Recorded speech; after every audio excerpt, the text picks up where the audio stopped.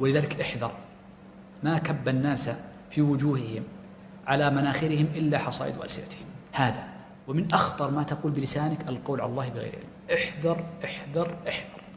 لا يغرنك أن الناس يقولون فلان لا جاهل، لا يغرنك أن الناس يقولون فلان لا يفتي، لا يغرنك أن الناس يقولون فلان تراجع عن قوله. والله لأن تقوم بين يدي الله عز وجل سليما من أن يقال لك لما قلت ذاك خير من أن ينظر الناس إليك بعين وقار. قال أحمد: يجاء بي يوم القيامة وقد غوللت، فيقال لي: يا أحمد من أين قلت هذه المسألة؟ فأقول: يا رب حدثني بها وكيع ابن الجراح الكوفي. فيفك غلال أحمد فيجاء بوكيع مغلولة يداه، فيقال لوكيع: من أين جئت بهذا؟ فيقول وكيع: حدثني بذلك منصور بن المعتمر.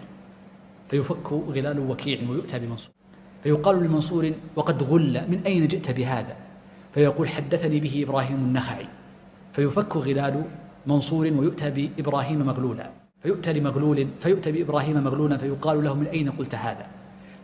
فيقول: حدثني الأسود ويزيد عن ابن مسعود به. فيؤتى بهما مغلولين، فيقال: من أين جئتما بذلك؟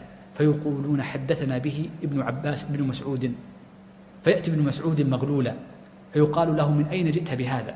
فيقول: حدثني نبيك عن جبرائيل عنك يا رب. اجعل بينك وبين العلم وساطة، وهو النقل والأثر.